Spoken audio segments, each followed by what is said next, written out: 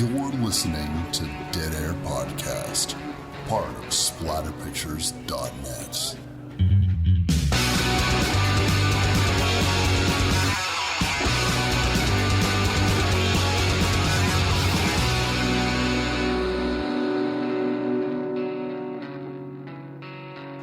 What's up, everybody? Wes, Dead Air Knife here with always typical Lydia. Today's show, we're going to be doing the 2015 found footage, soon to be classic Hell House Limited Liability Company. It sucks all the horror out of it. And even the LLC, I can't stand it. I don't know why, but I get it.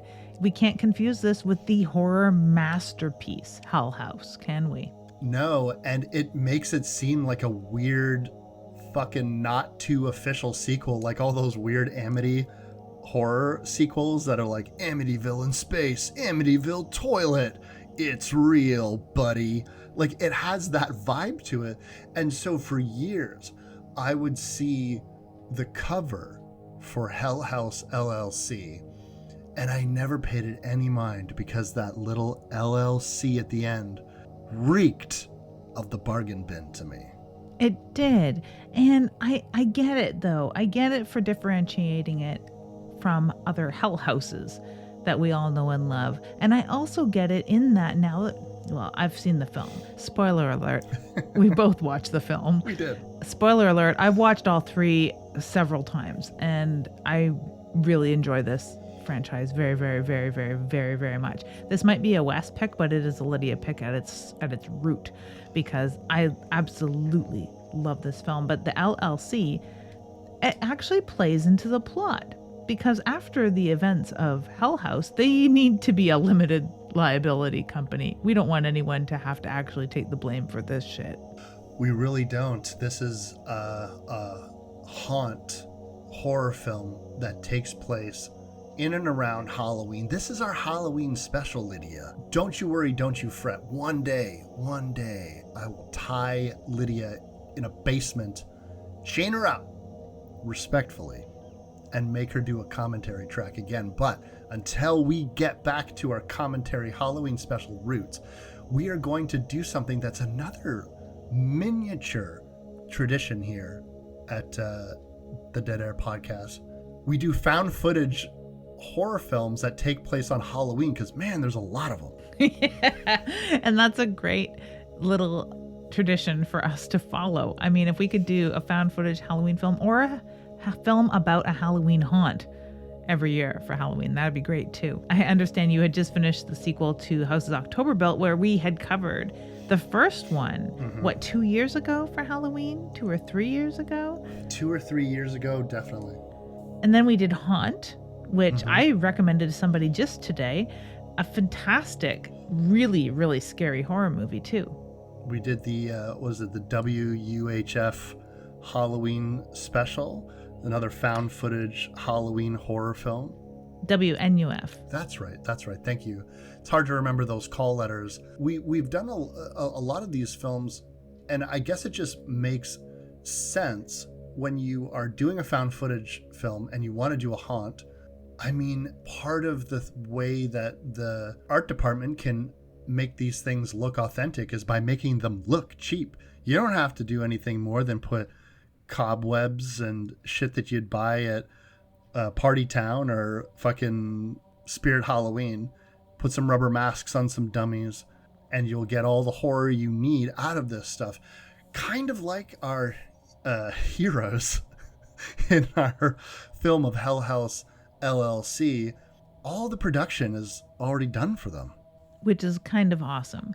They had found a abandoned hotel that had been used previously for a haunt or some sort of event that had Halloweeny stuff.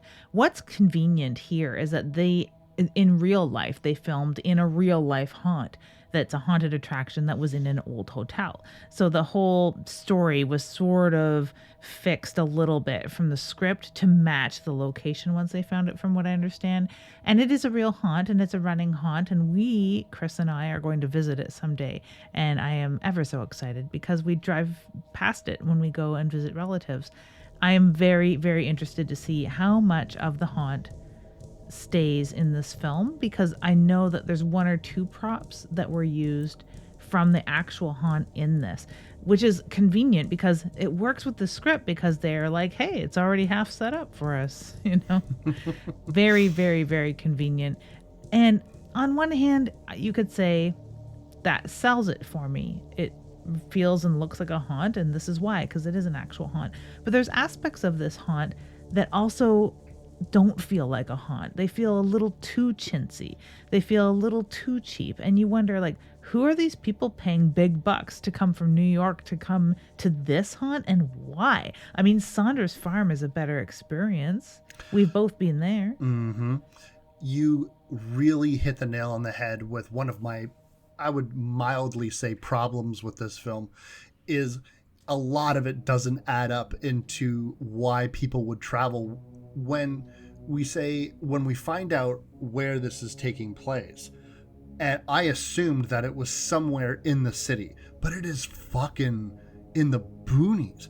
Like you said, people are going to need to commute from a pretty good distance away to go see this haunt, which seems kind of small and just has a lot of rubber spiders and fake cobwebs. Now, they put in strobe lights, and they have reflective tape on the ground, and they have scare actors, but I mean, my God, it just doesn't really speak to the kind of production that would draw this many people from people whose apparently their career is setting up haunts routinely in other areas. I mean, they have Alex talks about one of their last shows, which was apparently one of the biggest openings ever for their company. They also talk about something that makes me laugh every time I watch it, about how they had this scare actor with a very heavy New York accent that was like, "Welcome to Lucifer's dungeon."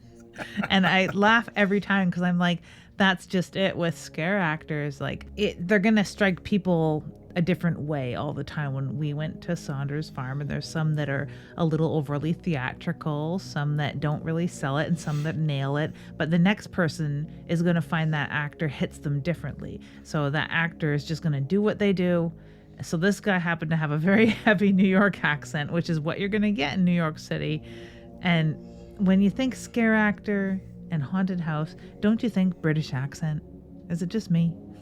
Kind of. I've been watching a lot of footage from Canada's Wonderland. They're doing their Fear Fest type thing. What is it called again, where they do the haunted house up there? I forget, but I've always wanted to go. I found out something very interesting, where some of these scare actors are famous, and they not only do they have scare actors who have specific personas that have followings on TikTok, and we're talking about like tens of thousands of views and followers, and then I'm seeing videos of people looking for specific scare actors at this event who are apparently just like famous. It's really, really fascinating when you see scare actors that are so good at their craft, they become an attraction unto themselves within the event. Wow, that's a polar opposite of our friend Joey, who runs out of this haunt in a panic within 10 minutes of the opening night. But I digress.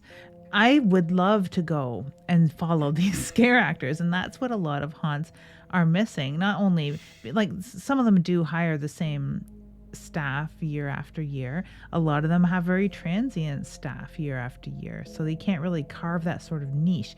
It's it's fascinating to me that Canada's Wonderland, of all places, have fostered that sort of environment, which I just really love, and I didn't know. So you've tapped into like the secret world of Canada's Wonderland haunt attraction. Mm-hmm. It's very cool. But fuck all that. Fuck these haunt attractions. Fuck every other movie on Earth. We're talking about this movie. And Liz, I want to know, it's 2023 Halloween special. What is House LLC even about? Fucking anyways. It is about doing your research. Do your fucking research. Find out where you've sunk your money. Find out what your business partners are really fucking up to.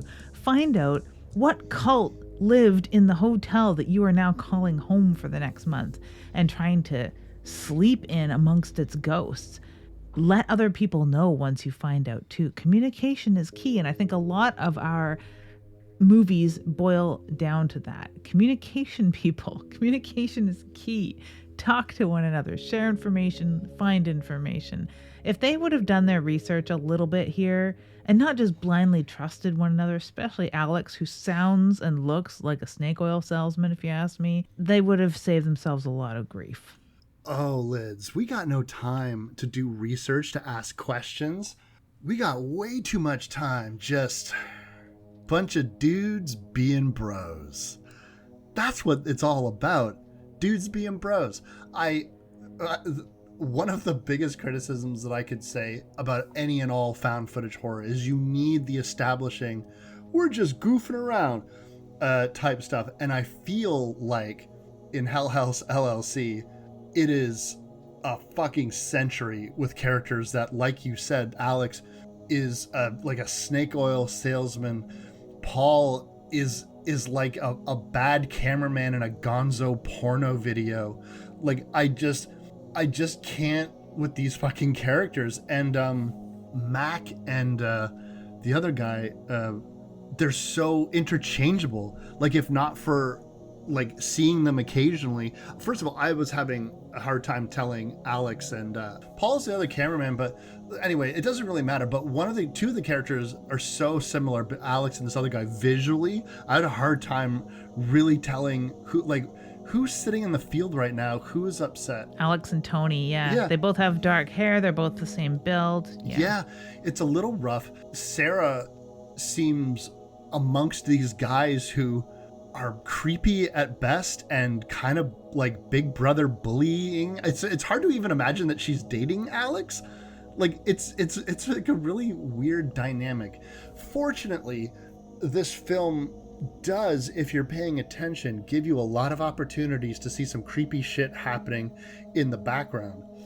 But I'm getting a little bit ahead of myself because this film starts off much like a real documentary. Now, if you have seen films like Grave Encounters, they spend a little bit of time on establishing a film like this. The one that really sticks out in my mind about why this is about how this is kind of similar with the documentary style is The Last Broadcast. The Last Broadcast spends a humongous amount of time interviewing talking heads and cutting back to the real footage, and then, real footage, you know what I'm saying, the found footage, and then going back to talking heads. So the big opening of this film, you're going to be spending time watching dudes being bros and watching talking heads narrate this huge mystery that happened. But what I like is that they established this with a YouTube video quite quickly, the raw footage of the tragedy, that a bunch of people got killed on the opening night of this haunt, and now we're going back to try to solve the mystery about what happened on this opening day. And I'm telling you, the whole time I was convinced that Alex knew way more than what he was sharing. For that, I would have to say you really need to watch all of them, and then it just clicks. And if you read the Wikipedia entry, there is a note about how the three stories are sort of the same story told in three different acts. Mm-hmm. And that is really the best way to describe that. But for this first act, I love the way that everyone is a victim. Everyone is a victim. Even Sarah, who you think at some point you start to think that maybe she even knows more. No, big victim there. They're all just big victims, every single one, and it's great to see that unfold, especially like you said, there are little creepy things happening in the background. So if you're there for this is a haunt horror movie, I want to be scared, you get that. if you go in for like, oh, I like this intrigue of this documentary, Diane Graves as the intrepid reporter trying to figure out what really happened at the Abbadon Hotel. You get that sort of thing. If you're looking at it in the sort of holistic way of this puzzle, how do all these pieces fit together and who's the real culprit here? You get a really rich tapestry all told in this like found footage way. Because of course, like any found footage film, they're filming everything. There's somebody tasked with filming everything, whether it be for Diane Graves' show as a newscaster, or I think it's Mystery Morning or Morning Mystery or whatever she works for, or it's the haunt themselves. They want to document everything like you do with any playbook. You want to see where you went wrong. You want to have the documentation. Maybe if you ever do hit it really big, you've got this footage for the future documentary on your haunt or whatever. So there's someone filming everything all the time. And it's repeated viewings where this film really shines, because if you could describe the gang, so to speak, in Always Sunny in Philadelphia, that show. Yeah, that's perfect. The first time I watched it, I was like, who are these fucking goons? I don't like these people. What the hell? Why do people like the show? Whoa. Let me tell you how much I like the gang now, right? Oh, I'm glad to hear that. Yes, that's it. It reminds me sort of that. And they do have sort of a gang moment at the very end of all these films. But what you notice about seeing creepy things is sort of like a motif within this film. And lots of found footage, to be blunt. But this one does it so right that I get unsettled even after watching it the fourth or fifth time afterward. And it's not till, and I'm not spoiling anything here, but later on in the films, someone describes this as having Abbadon eyes, where you think you see things. And this film creates sort of that Tetris effect after seeing it, where you think your vision is going to swing around, because they do that trick with the camera a lot, where it's like looking here, then looking there, then looking back, and you see something creepy as the viewer, and they look away, and you're like, ooh, the person manning the camera didn't see that, and then they swing the camera back, and whatever it is gone. They do that a lot. Did it become tiresome for you? Did it become cliche? I found it intriguing and effective every single time, but I could see some people having that as a criticism. It didn't become tiresome. Some of it became goofy to me, in the sense that if I were to go back to a modern example about, did you think you saw what you actually saw? Did you miss something? The Netflix series The Haunting of Hill House, very famously at this point, stuffed ghosts and supernatural happenings into tons of scenes that you were meant to enjoy if you caught them and miss if you missed them. It's not going to affect the storytelling one way or the other. And so it pays for reviewing it. It also allows people to create YouTube, TikTok, Instagram content about like all the ghosts you missed and all that kind of stuff. So, and it generates conversation and it generates all that kind of stuff. There was a little bit of spoon feeding in this, where it kept, did you see that guy? Hang on a sec. We're going to pull in the camera and we're going to show you what you probably missed or what you probably weren't able to interpret. Now, on the one hand, it's like, am I being shown this as part of the documentary, or am I being shown this? What is this? Like, it wasn't clear to me. Now, this doesn't ruin anything, but I'm just telling you how I felt in the moment watching these scenes, where I was like, trust your audience. If I missed it, I missed it. And if I got it, I got it. Yeah, there's a few scenes where they just leave it go and they don't rewind the tape and we don't get to see it again. And it's genuinely scary and creepy. There's one scene we'll get to that is so effective like that.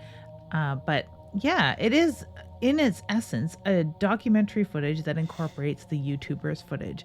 And I like to see later on in the film that flipping the script, so to speak. We are fed this idea that these haunt goers are let in opening night of Hell House. They go in, some of them have made it to the end of the haunt, quote unquote, in the basement of Hell House, and some of them haven't quite. Are the first footage we see of the YouTuber we'll call her, doesn't make it all the way through because people start screaming and freaking out, and then you see this clown that we later learn is Joey that goes running out, and they're like, whoa, what's happening? And then you see another haunt worker, Mac, we learn, come running past them and then start urging them out. And then we see Sarah run upstairs, and they're like, hey, is that supposed to happen? And then they're all ushered out to police, ambulance, fire, everything, because everything has gone to shit and 15 people are dead. Wow. Hence the documentary. And I find the documentaries kind of like the Poughkeepsie tapes in a way as well, where they have experts. Yeah, and that we watched it recently too, the Fox special, I think it was Fox anyway, that was like the Blair Witch Secrets. It's the other faux documentary about the Blair Witch, and they have like experts on that as well. And we have Robert Lyons, played by Ted Bolokos. I can't pronounce Greek last names. We have one expert called Robert Lyons that shows up in in Hell House. We have experts, Robert Lyons, who shows up in all the Hell House movies, and Martin Cliver, who shows up in another Hell House movie as well. And I love that they reappear later on as the documentary unfolds, and other people take the torch as it is to tell more of the story of Hell House. So the experts do a pretty good job of not becoming, total mockeries of documentary experts or so-called experts.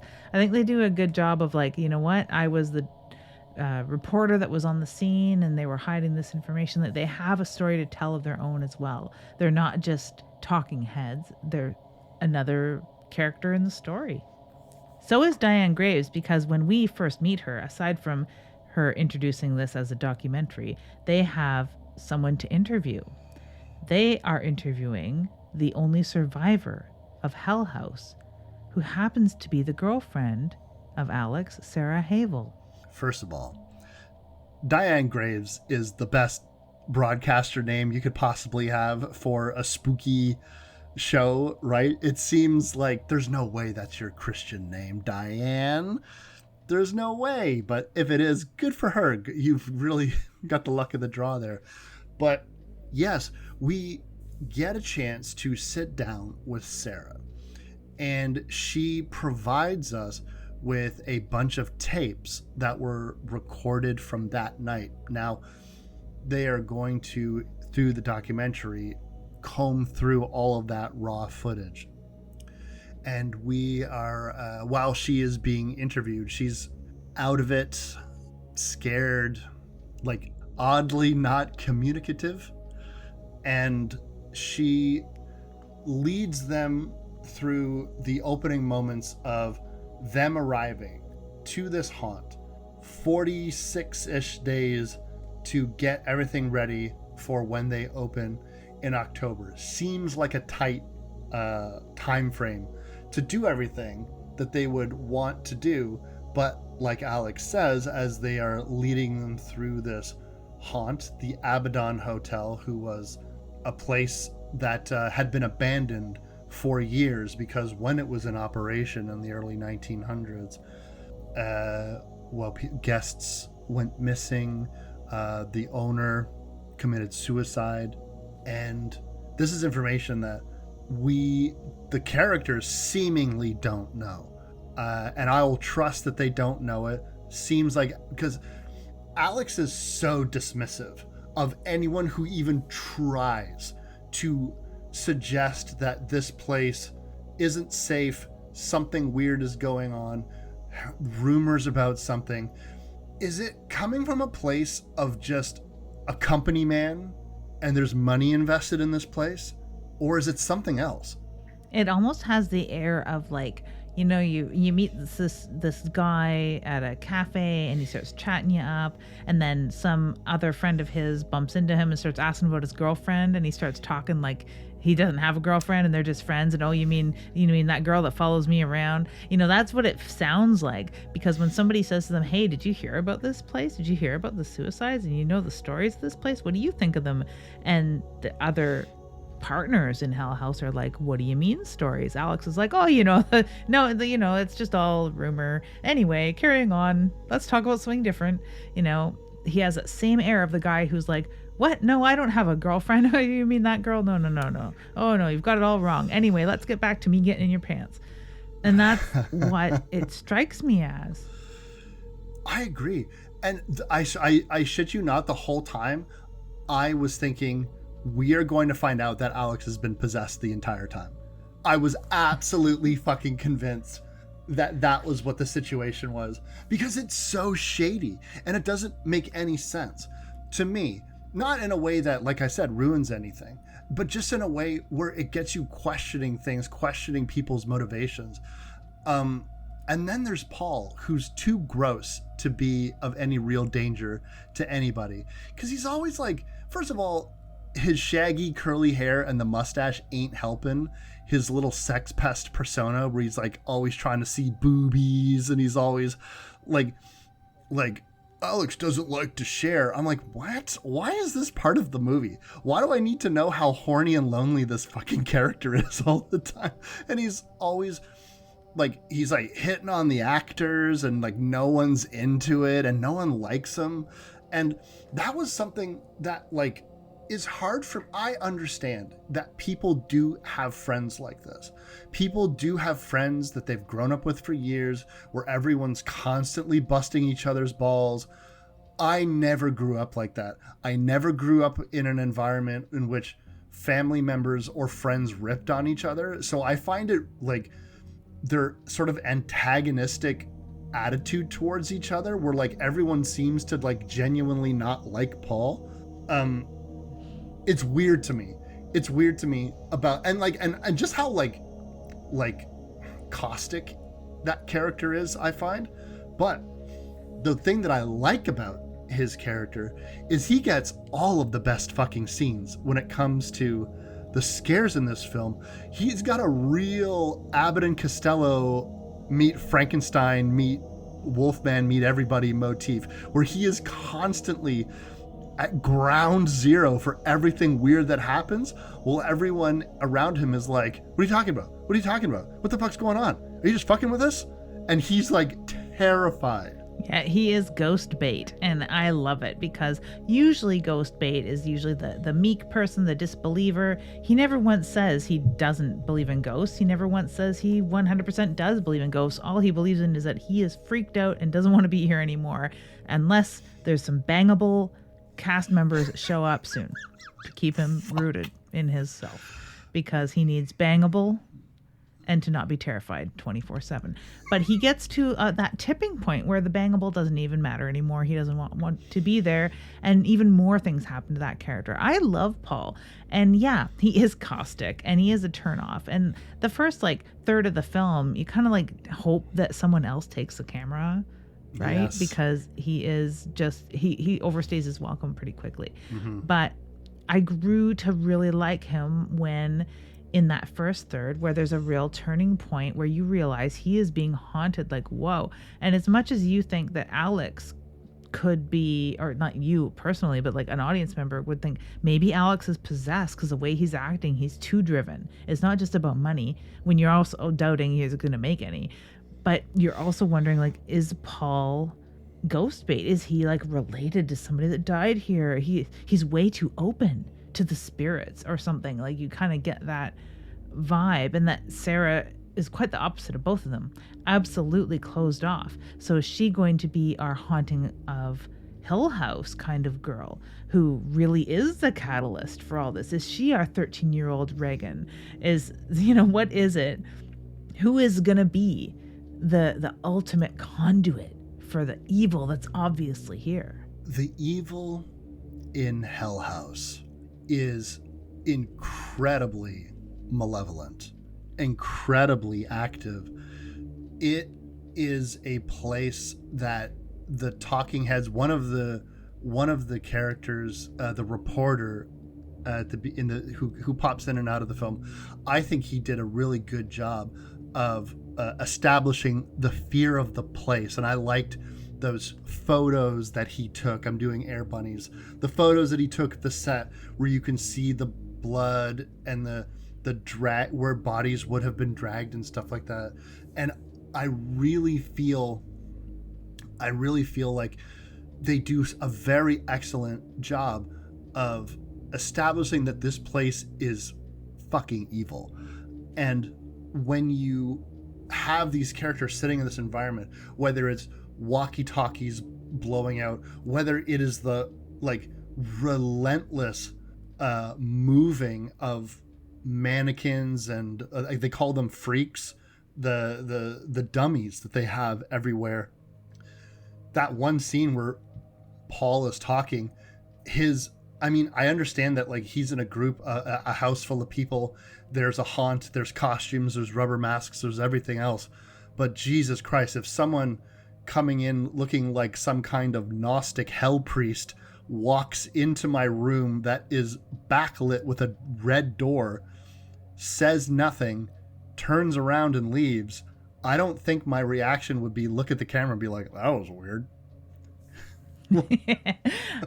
He can blame it on Sarah that first time because he's just like, hey Sarah, is that you sleepwalking? Okay dude, check you later, kind of like loosey goosey attitude, because he hasn't quite had the experiences that he's going to have in the basement. And a lot of the evil is focused in the basement, but it's not exclusively in the basement. People can go in the basement and be fine. People can go in the basement in groups and have nothing happen. People can also go in the basement once and be absolutely terrified, shit scared, or disappear. And this is like based on other films too, and other people that go into this basement. People can go in groups and encounter the most fucked up shit imaginable. Some people can go in groups and not survive. So like you don't know, it's unpredictable, but you know that the basement is really the locus of the evil, but it's, like I said, not contained to there. And you get weird happenings and appearances and the freaks moving. Now, the number one freak of all the freaks that move around the most and is maybe the most unsettling is the clown. And on one hand, I do criticize this film quite heavily, often, every time I watch it. It's like they're setting up the story. The story of the haunt is the important thing. We don't really hear what the story of the haunt is. What is the story they're telling the people that come to Hell House? All we know is that they walk through some freakiness, go into the basement. There's a girl chained to the wall with satanic symbols, and then there's clowns. And that's it. That is your story. The clowns I don't get. So on one hand, I hate the fucking clowns because they make no fucking sense. On the other hand, I love the fucking clowns because there's that one clown that freaks the fucking shit out of me, you, everybody, and especially Paul. So he looks kind of like Art the Clown, doesn't he? He's like a little bit bigger. He's a lot more menacing, but he moves. The clown design of that character specifically is very good. And on the one hand, when we're encountering this, first of all, I 100% agree with you. I don't understand there was two things that I really didn't understand. Just as this functions as a haunt, what you just said, what is the story of this haunt? The clowns don't make any sense. I 100% agree with you. Second of all, when they get to the basement, where do they go? All right, They mention it in one tiny sentence. There is a storm door that they just exit. They just exit out there at the basement. Okay. There's an exit. They say it once and they just sort of like, and when people come to the basement, the storm door, and they're like, yeah, and that's it. That's all you hear. So there is an exit down there. Okay. Well, that makes me I thought there may be something like that, but I missed that line totally about where they would go. But yeah, what do? There's three clowns. One of the clowns is an actor, but his function, Joey, his function is to make sure that no one fucks with Melissa, who is their actor, who is the damsel in distress. But distress from what? From who? The clowns? Are the clowns Satanists? Like, I don't understand what that is supposed to mean. Do they ever expand on any of that? Never. To put it in one succinct word, never. They never, ever, ever describe the story of Hell House. We don't know what the greeter says to them. We don't know what the bartender really said to them other than, hey, you want a drink or whatever. We don't know if there's other story involving the bartender character, because in the dining room area where the bar is, there's a piano that plays creepy music, and Hector is another one of the freaks that the only one that's given a name of the dummies in this building. Even the dummy that scares us the most, the clown-faced dummy, he doesn't have a name at all. He's never given a name. I honestly, when I was watching this film, I honestly was looking at the haunt, and it's hard when all the lights are on and you're looking at everything and you're just like, wow, this does not look worth the trip. It looks small. It looks very, very small, and it looks like it would take you about 5 minutes to get through the whole thing, and then you're ushered out the door, because Alex even says, I want people in and out, in and out, in and out. Like, we got a lot of people, so like let's keep it moving. Let's keep it moving. And I'd just be like, hang on here. Like, I just commuted like 45 minutes, an hour to get to this fucking place. I bet you tickets are $20 a pop. That's usually standard for like haunts and like Halloween events, $20-$30. And it's like, man, so if you're going in like a group of 2 people, and, you know, after all said and done, you're like almost at $100, like after taxes, or at least over 50. You're like, man, like, don't just like push me out of here. And then we get to the basement and I'm like, what are you guys doing? But it also, we're at a position in which we watch this entire haunt come together. So maybe if you were there in the moment and you were just walking through a bunch of creepy shit, there was dummies everywhere, actors coming out of the cobwebs to grab you and scare you, and maybe that's thrilling enough. People seem to be enjoying themselves until a lot of people started dying. Yeah, seeing the back room, so to speak, of haunts is always like a letdown and ruins a haunt immediately. I've made a couple walkthrough haunts, just small ones, and it is always like in the daytime with the lights on, and the mess that you made the night before trying to set this shit up is never nice. Like, knowing that the moving walls have 2 people behind them and big makeshift handles that you had to attach on there with duct tape 45 times because it kept falling off. It's not scary. That's not scary. The amount of wires running and taped under your feet and over your head and along the walls, not scary. But as soon as you turn the lights on, get the sound going, a little mist, you know, it kind of fixes it all. You know, you're fixing it with the smoothing filter of a non-reality. And I can see how it could be scary. I can see how the strobe lights fix everything, but the story just isn't really there. And I really wish they would have fixed it for us by injecting a little more of what the story was being told to the haunt. But then I know we're focusing so much on the story of the haunt because we wish we could be going to this haunt, right? Yeah. But it's not even about that, because it's really about what happens to the people and how the haunt throwers are being terrorized. It's not a stretch that the haunt goers are going to all be terrorized as well. Sarah's getting more distant. Alex is getting more secretive. Mac is angry. He's about to walk away, it seems, any minute. Mm-hmm. Paul is getting more and more terrified because he's dealing with these dummies and sounds in the night where there's footage of him talking, and you see a dummy's face pointed in one direction, and we know we've been proven that this dummy doesn't move. His head doesn't move. They wish his head moved, but it doesn't. But then his head moves, and we have proof of that as a viewer. And it's starting to get noticed by Paul. He's getting steadily more and more terrorized. People have come into his room at night. So by the time he's starting to get freaked out, maybe he thinks maybe that wasn't Sarah. Tony's getting more distant. His radios aren't working half the time. He's just getting more frustrated. And it's not going to be long before Tony walks out with Mac, if that were to happen, because that's where it's coming. Joey and Melissa are new hires. There's a few other new hires that we don't really talk to, but they're just on board. Melissa definitely seems the most creeped out by these things. She definitely is probably like someone who wants to be an actor, probably hasn't done too much, is excited to be part of the haunt, but is also kind of freaked out. Like, she doesn't want anyone touching her. She doesn't want really anything too scary to happen around her. and also seems to know a little bit about the story of Hell House as well. I guess like the entire motif is like haunted hotel. Like that like really like they have an actor at the beginning like, I hope you all have your reservations, and like I guess the idea is just, yeah, like, hey, you're the bartender from The Shining, just you're a creepy dead bartender, and everything here is like, and why are there clowns? Clowns are creepy, and we had the costumes. They were on sale. Like it has a lot of that makeshift quality towards it.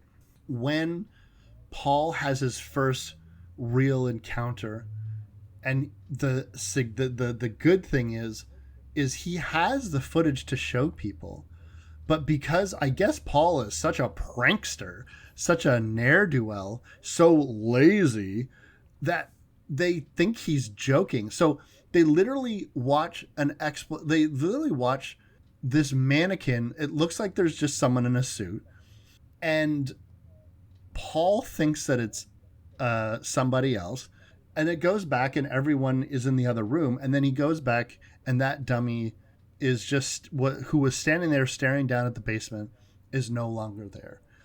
Everyone immediately, the rate in which everyone was like, yeah, well, this is all fake, you filmed this yourself anyway, moving on.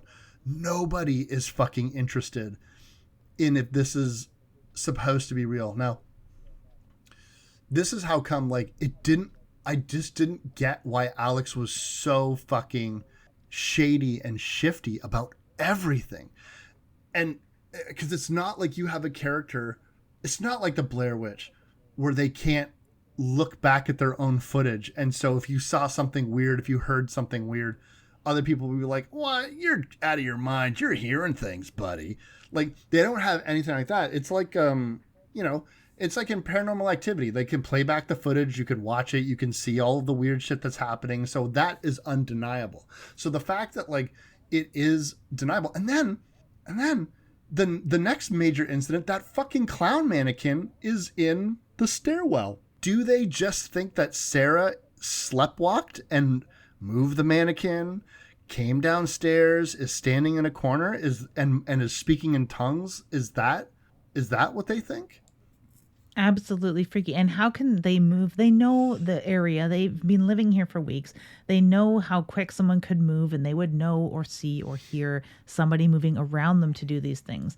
Anyone watching this knows that they're all accounted for on film, all of them. They couldn't have played the piano, staged Sarah there, put the mannequin here or there. Like, none of this can happen all at once. So they've got to believe it. But yeah, you've got Alex being like, no, it's nothing. Other people being like, well, how did you do it, Paul? And I love that attitude of just, well, how did you do it? They're all haunt workers. They know what's possible, but they're all in that deniability. Later on, there's a big incident in the basement, and everyone's getting very scared. And Mac, the voice of reason, kind of sums up, I think it explains his reactions to things earlier, where he's like, do you believe in ghosts? And they're like, yes, I believe in ghosts. He's like, yeah, well, I don't, so we're gonna be okay. And it's just like, yes, I will cling on to you, Mac, man who does not believe in ghosts, because you're gonna make sure everything's okay, because you're not gonna be scared by the ghosts that don't exist. It's helpful, but it also explains why Mac is just fed up. Very fed up. He does threaten to leave. We're encroaching on the deadline to when this haunt is supposed to be opening. October 9th, I believe, is the date that it's going to be open. So they're going to have a nice, big, robust Halloween season. And it's literally days before the opening. And it seems like one bad thing is happening after another. They establish in this documentary that these people have known each other for many years. Even their first hires, they've been hires for many years. And Sarah and Alex have been dating forever, and he grew up with somebody else. Mac, yeah. Him and Mac have been friends since they were kids. And they're also professional haunters. So Alex sort of dismissing is like, listen, I know we're all nervous and we're all scared and stuff like that, it's and I don't mean to keep harping on this, but it's so dismissive about what's actually happening, and it's hard to interpret. Does Alex think that it's just the haunt itself is getting to people? Like, you work with creepy stuff and it's a creepy old building. Does he think that they're all secretly sniffing in like black mold and it's making them all nuts and shit like that? Or because I just have such a hard time understanding why Alex is so dismissive. One of the talking heads brings up the money that is invested in this place, but it seems beyond that. It seems like he is in such heavy denial that he's talking about the fact that people are nervous and scared and anxious, but not addressing any of the things that is making them feel that way. I will interject. Go ahead.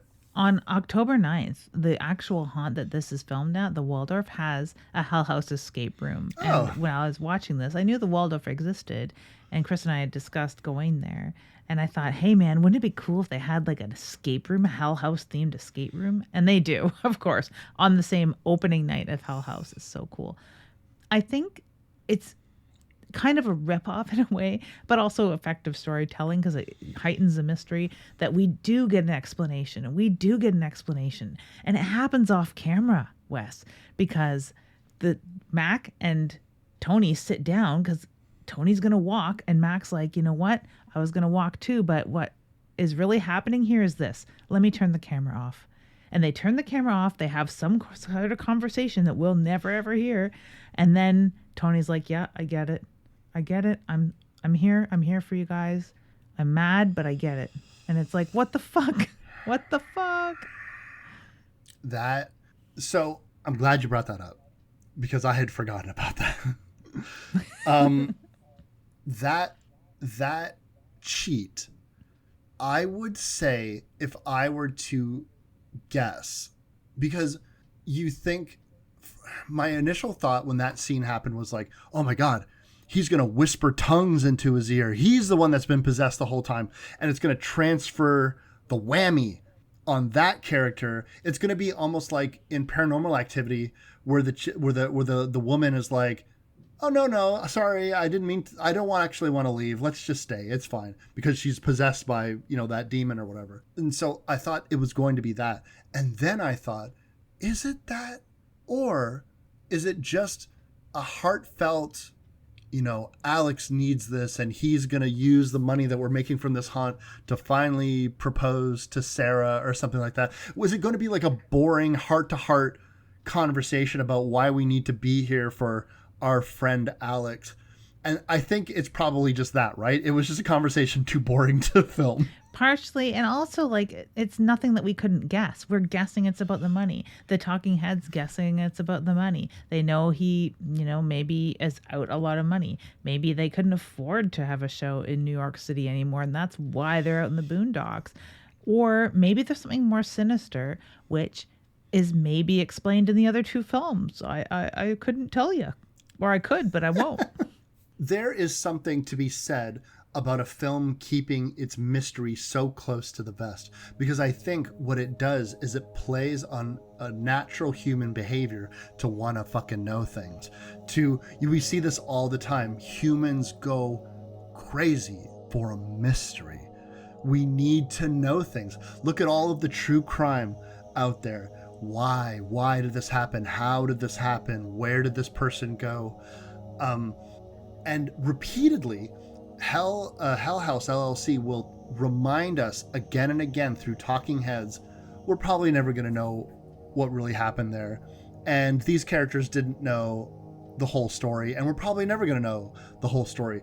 And every time they said that, they were reinforcing the fact that they were not going to tell us exactly what happened, because we are privy to the same footage that everybody else is privy to. And if the people who are making the documentary don't know what the fuck happened, why would we as the audience learn what's really happening at the end of the film?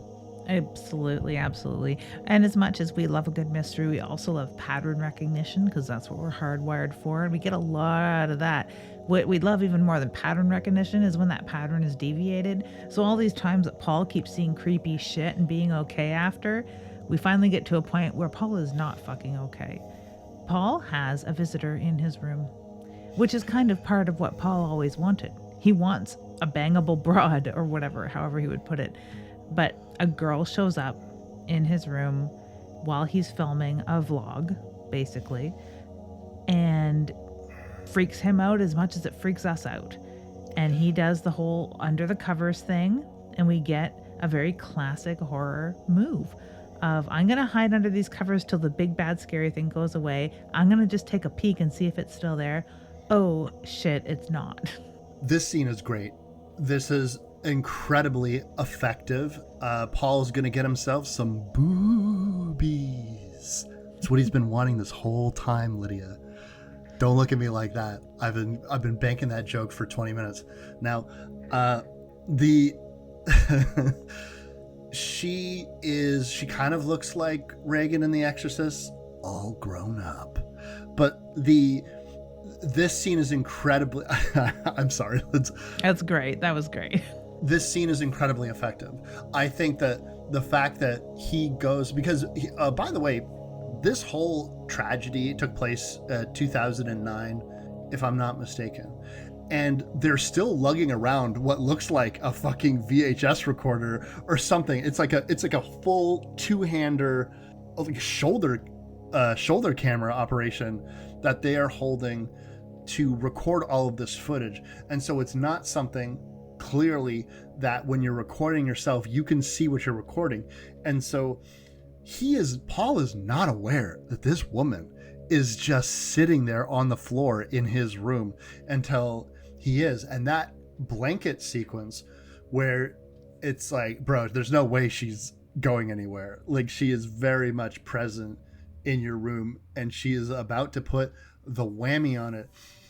Now, this becomes our moment where the closest person to what I would consider a protagonist to this film, Paul, he's the camera holder. He has easily the most dialogue. He has the most personal scenes where he is speaking directly to the camera. You could make an argument for Sarah, but Paul has more screen time, just straight up more screen time than really anybody, and certainly more voice time. And so I was very shocked that all of a sudden Paul is no longer in this story, at least for now. Yep, Paul is missing. And they assume he's stalked off in anger. And they even have some characteristic traits of Paul's. Like, remember that time in such and such place where he took off for 3 days and never told anyone? He's gone off in a huff before.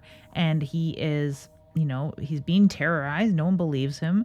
That, or he's acting up and they don't know why, depending on how you look at this. And he's gone. And they don't, other than trying to text him and yelling around the building for him, they don't really go and try and find him. And they don't seem overly concerned because we got to see his last moments for the time being. We're overly concerned, and it's probably a little bit off-putting and doesn't reflect well on the other cast members to us that they don't really give a shit because we believed him, right, as the audience member. And at this point, things are getting weirder and weirder. Sarah's getting more and more distant. Alex is getting more demanding, and he's giving pep talks because we're getting on to opening day. And, very close to opening day, their star dude, their bartender basically, has disappeared. And Alex giving these pep talks that go over like a wet fart in a boardroom, quite honestly. It's not working. I'm surprised that Melissa and Joey haven't walked away because they're like, hey, is everything going to be okay? Where's Paul? And they're like, don't worry about Paul. I'm worried. Yeah. Particularly since Melissa was such a nervous person anyway. And Joey is a person that they reveal they don't know that cat from anybody. They saw him at a gas station.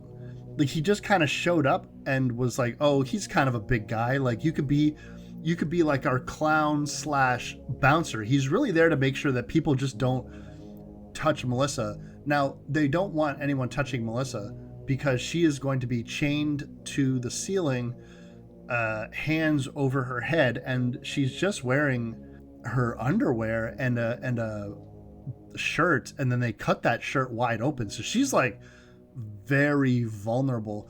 But again, it's an empty basement with satanic, like, rudimentary pentagram. satanic sigils. Yeah, like satanic sigils that like fucking 7th graders would draw onto a wall in an abandoned area. And like she's got like LED lights on either side of her feet to sort of highlight her, I guess. And then there's just 3 clown dummies in the... I just don't get it. What's the final scare? Like, what are we supposed... Anyway. That you paid $20 for this. That's your scare. Nothing scarier than late stage capitalism. It's kind of crappy. It's not only is it not convincing Alex's speech, but like when Melissa asks Mac or whomever is in the basement, like, is everything okay? He is not convincing. He's like, yeah, don't worry about it. I'm like, what? Like, I'm being chained to a basement and you look like your best friend just got murdered, and you're telling me, like, and then when I say, is everything okay, I don't get an enthusiastic, things are great, this is gonna be so fucking cool. It's just like, yeah, everything's fine, just don't worry about it. It's wild to me. But they have a massive lineup, Lydia, so their weird, like, late night 3 a.m. local car commercial / furniture shop commercials worked on getting everyone out to this House LLC, and there is lineups around the block down the they have like a makeshift like thing going, and the lineup is like super duper long. And now we're kind of like, it's like a closed loop because we've now encountered the YouTube footage again live while all of this is going down. Now, this is also in the wake of where the interview with Sarah cuts off. And she tells them that, I'm tired and I want to take a break and I'm going to go to my hotel. I'm staying in room 2C. So if you need anything, come and get me. And if you want any more answers, I don't know, man, just like go to that place yourself and see what happens. Now, this is the second time that we have been there has been a question of like, why aren't people just going to see themselves? So there's 2 problems. One, for whatever reason, the local police are not cooperative. They at best have gotten 1 police officer to talk to them about what happened that night. And even then, that person was, let's say, cagey at best, would not really answer things. And it was one of the first responders. I don't even know if it was a police officer, but they said first responders, and who made a wild assumption that first responders would never do, but that's neither here nor there, saying that it looked like a wound was self-inflicted. I'm like, any first responder worth their salt would never definitively say, yep, that was self-inflicted. Like, they wait for coroners to to determine that. And also, even the reporter who is part of this documentary only went so far. He was like, listen, I've seen a lot of crazy shit in my life. I've seen a lot of scary things.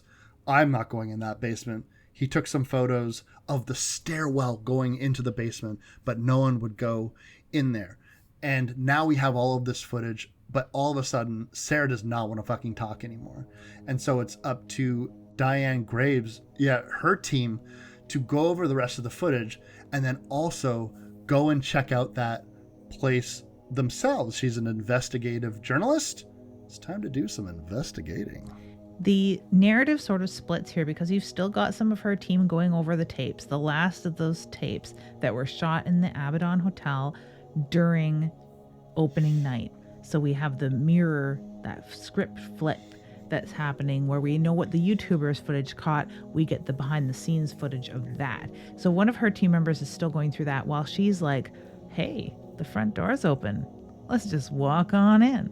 And they just walk on in to the Abbadon Hotel. Like, it's never been barred. No, they don't need to lock the doors. They don't need a no trespassing sign. Might as well just turn some lights on in here, because come on in. It's not so scary. I mean, we see some things in the background, but we've been seeing things in the background all through the fucking movie because of Abbadon eyes, because we keep seeing the scary things. We keep being shown the scary things.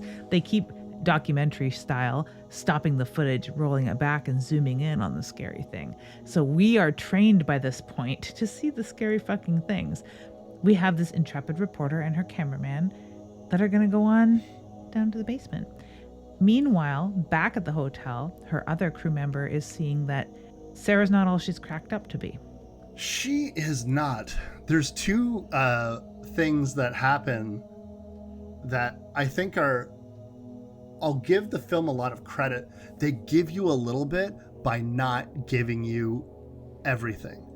So, on the one hand, Diane Graves, they don't go in the basement. The whole fucking point of them going there, let's get to that basement. Let's go to that basement. Let's go to that basement.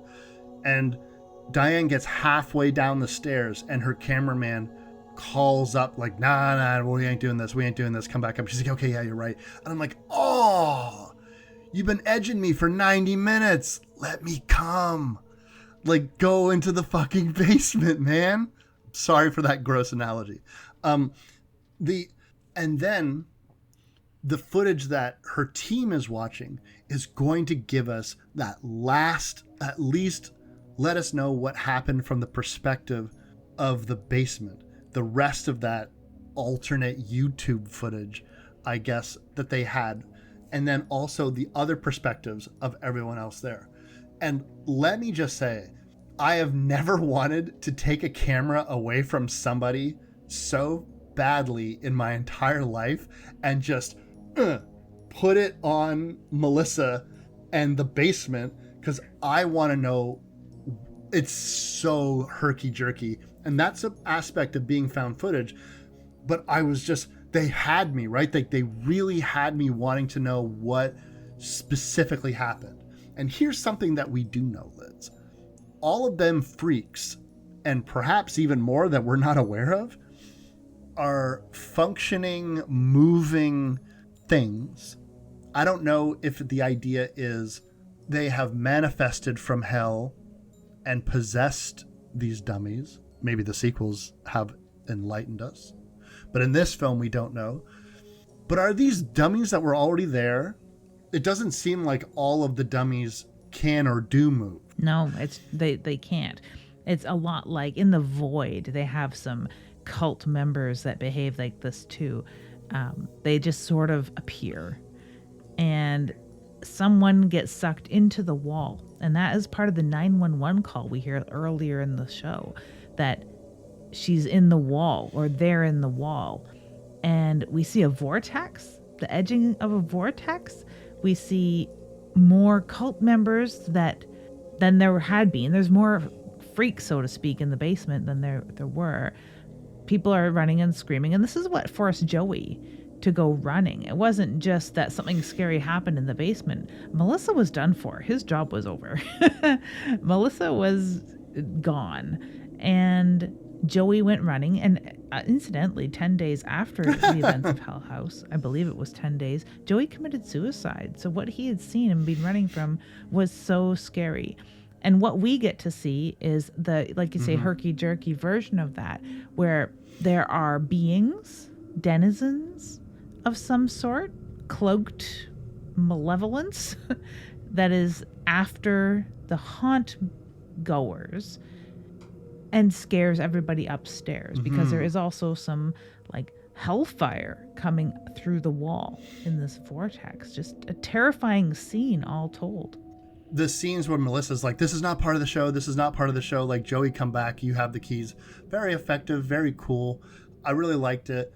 I liked how, hey, they had mentioned earlier in the film that an 11-year-old girl went missing. That looks like a kid right there. Who's that? We don't. And so we're seeing that the people who are here in this place are also spirits that have like never left. These missing people, who knows whatever happened to them, but they were probably sucked into walls, sucked into vortexes. If you die within this place, it's feasible to believe that you're now stuck here. Maybe that also includes people who just like went to this haunt on a lark. So that's very cool. There's lots of people that get trapped inside. Lots of people get out, but even more people get trapped inside because the doors essentially seal. When we have Sarah and Mac and Alex all running around, we get up to the attic area, and yeah, like one of the, I think it's Alex, is like hanging from the ceiling. I knew that when they went into that attic in the first place and we saw the camera go up and someone like brushed their hand on that chain that was hanging up there, I was like, that's going to come back. 100% that's going to come back. And did it ever? You know what else What? came back? Paul. You know, Paul came back. He did come back, but changed. Very much like if y'all have seen Grave Encounters, they have a character that vanishes for a little while and then comes back essentially a mute. And Paul's in the exact same position. They seem to be, well, Paul's back, so don't worry about it. And people are screaming, he hasn't said a word since he came back. He's catatonic the entire time until he is there with Sarah and Paul. And you get the big secret reveal. So this simultaneous storytelling is really well done. And you have Diane Graves checking out this hotel, and she leaves. They go upstairs because they're not going to go into that fucking basement because God forbid I have something I want. They go upstairs, and one of the rooms upstairs is 2C.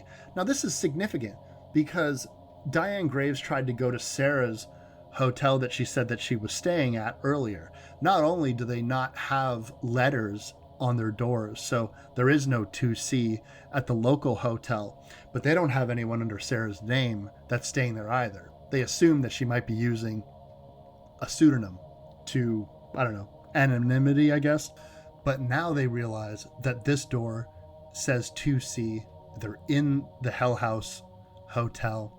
The cameraman is very adamant that they don't go in, and we're at his line of like, we're not here to open up a creepy door.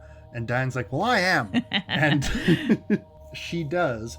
And they go in there to see, sitting away from them, none other than Sarah herself, sitting on the bed, staring off into space. They ask her if she's okay, and the door shuts behind them, and manifesting almost out of thin air is an army of these black cloaked denizens. Simultaneously, she had gotten a text moments ago, Diane Graves, from her other assistant who had seen something in the footage that she ought to know about that probably would have saved her from certain doom if she could get out of the hotel at all, because we know that when it wants you, it keeps you. In the footage that we had seen, Paul not only bashes Sarah's head in with a camera and then commits suicide. So not only, like, Paul's definitely dead. His body was never recovered. There's huge drag marks and bleeding out all over the floor in the hallway upstairs at the Abbadon Hotel. And we get to see what created that horrible, terrifying mess that we've seen twice now in footage where people are like, ooh, look at that. Ooh, look at that. Yikes. It's where Paul bled out and Sarah was dragged away by who knows what. Disgusting, terrifying, quite bloody actually. And who doesn't like a good camera bashing from the point of view of the camera? I mean, I know I do. So Sarah is dead as a doornail. The same Sarah that they see upstairs in this room at that point. So I really like that overlapping storytelling quite a lot. And the fact that the denizens from hell, whoever they are, I guess old cult members, because the original owner, well, not the original owner, he had bought it and taken it over and turned it into a satanic cult hotspot while all the people were going missing. So the woman that had appeared in Paul's room might have been any number of the missing people, could have been the mother of that child, could have been all sorts of anybody who ever died in that hotel. Who these cult members are, I'm calling them cult members because that's what they appear to be, but these denizens, they could be the reason all these people have gone missing in the first place, and there's something larger at play here. We don't really know. I couldn't decide if what we were looking at were demons and cult members. Evil demons or evil spirits, however you want to call them, were able to use the dummies to partially manifest. If you're familiar with your demonology, it's quite difficult for things that are not supposed to be in our dimension to get here.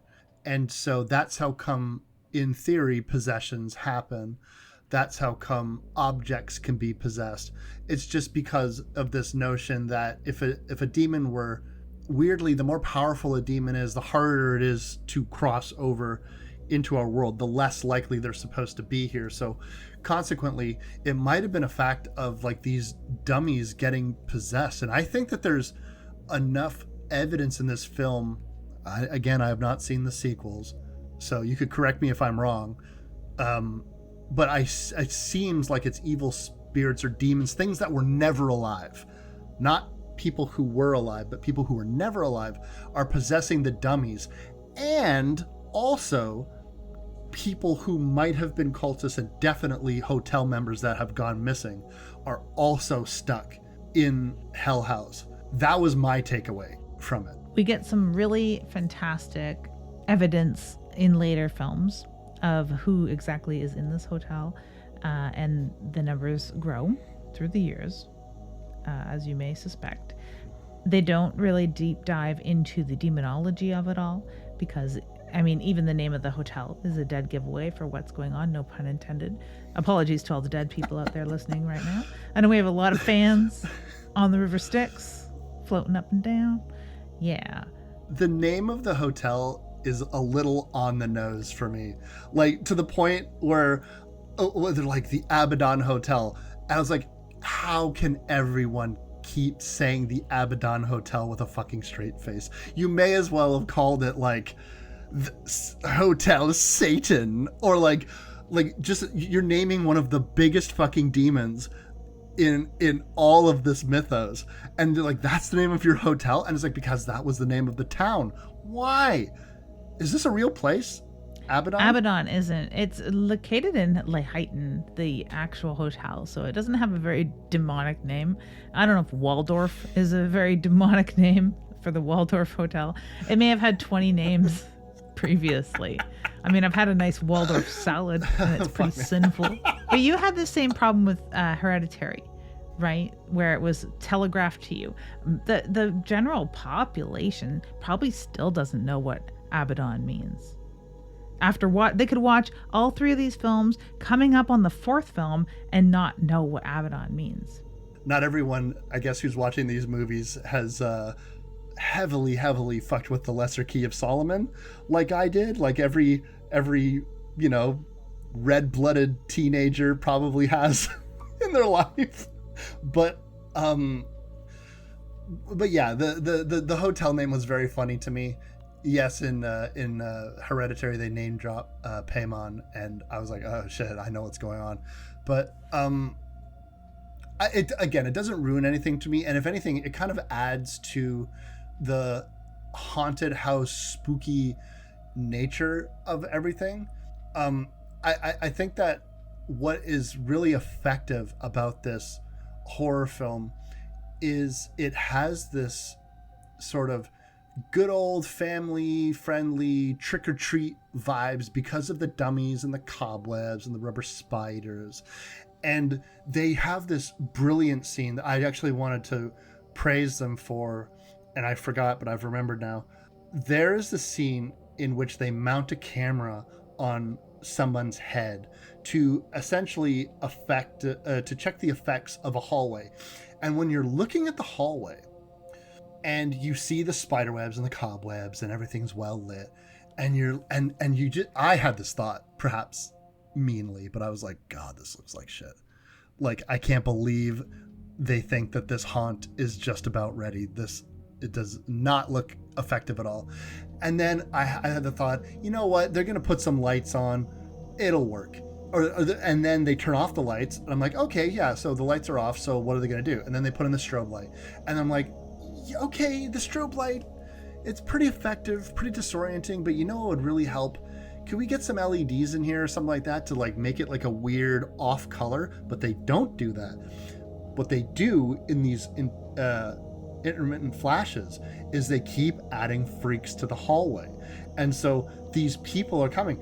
And I have to admit, that transition of like ooky spooky trick-or-treat groovy ghoulies to showing the layers of lighting affecting the area and then actually doing something supernatural, adding to the element of that hallway scene, it was, you watched them sort of seamlessly transition this hallway to something that was goofy and not scary whatsoever to something that was genuinely fear-inducing. And that could be looked at as the effectiveness of the haunt, but it's really the effectiveness of the filmmaking itself.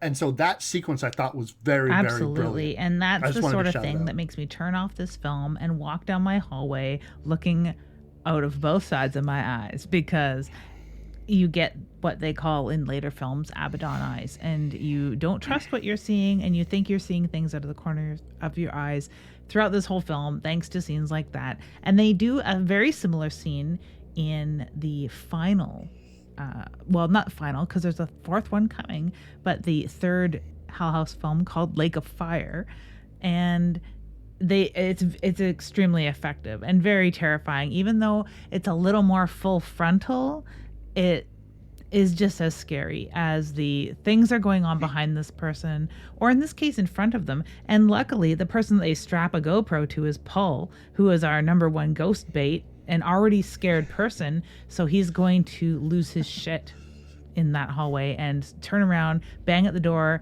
ask them to let him out, and that makes it even more scary because we're wondering what's behind him now. Yeah, and I will say, I'm actually probably after this episode, I'm gonna pop in House LLC 2. I'm gonna watch that one and see where we're at, because I definitely want to know more about this story.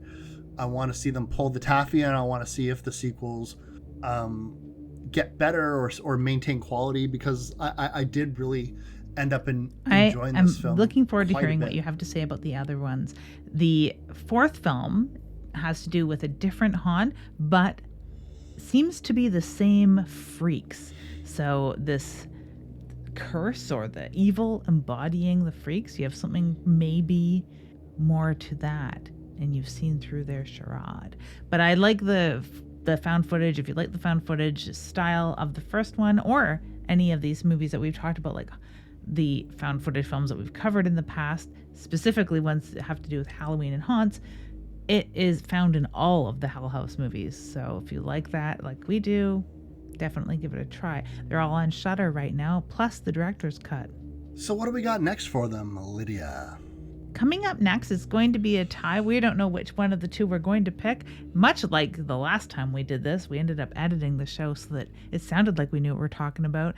It's going to be Dark Harvest or The Boogeyman. Yes, I'm excited to not only tackle some modern horror films. I know some of our listeners have been really wanting us to do something that was coming out now, to get our hot takes straight off the presses, as it were. So I'm looking forward to tackling both of those films, or that film. Looking forward to tackling that film. And yeah, and I just had this idea while we were talking. We've been doing a lot of found footage Halloween movies, and who knows what next year is going to bring us, whether we decide to do a commentary track together, or if we stick to doing more just a regular takes place on Halloween. But there's a biggie, Lids, that we have never fucking done, that is a found footage film that takes place on Halloween. What movie would that be, Wes? Ghost Watch. OMG. I know somebody who was one of the original guinea pigs, as it were. She was a little kid, Halloween in England, watched Ghost Watch live, not knowing what it was as a kid. Most effective Halloween story ever. Probably set her up as a horror fan for life. I've watched it and absolutely loved it. So yeah, oh my gosh, yes. I would love to do a live Ghost Watch, and cross our fingers nothing will actually happen to us while we do it. There was, I don't know why we've never done it before, but one of the fascinating things about Ghost Watch is it really was, for our childhoods, almost a War of the Worlds type scenario for a very isolated group of people. But unlike the War of the Worlds broadcast, this has become largely forgotten by the general population. Yep. And a very famous writer, Stephen Volk, was behind it, had no idea that it would have the impact that it does. And the longevity, though, because of the cult classic nature of Ghostwatch. It was, in the past couple years, sort of resurrected, but maybe doesn't have that same sort of, impact because of that large chunk, that large generation gap. It seems to impact the people who originally saw it and this new audience. So yeah, I would be very excited to talk about that. I also know someone who had listened to early recordings of the War of the Worlds broadcast, not knowing that it wasn't real. That is fascinating to me, but having listened to that original broadcast myself, I could kind of see it. I could definitely see that it would seem pretty jarring. But the best thing about all of this stuff, Lydia, is we as horror fans do not let anything fucking die. It doesn't matter how obscure, we will remember it and we will make you watch it, which is kind of what Dead Air is all about. And the drive-in will never die. Wait, that's not our sign off. That's not our sign off. That's someone else. That's someone else's sign off. Someone else's sign off. He's pretty famous. We can't use that one. But our real sign off is I'm Wes Knipe. And I'm Typical Lydia. And you've been listening to Dead Air LLC. Happy Halloween.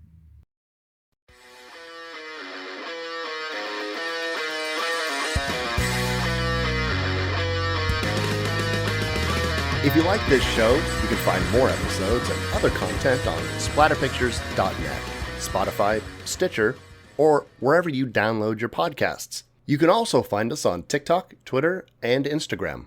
The show is edited by Lydia Peaver and hosted by Lydia Peaver and me, Wes Knipe. We'll see you next time.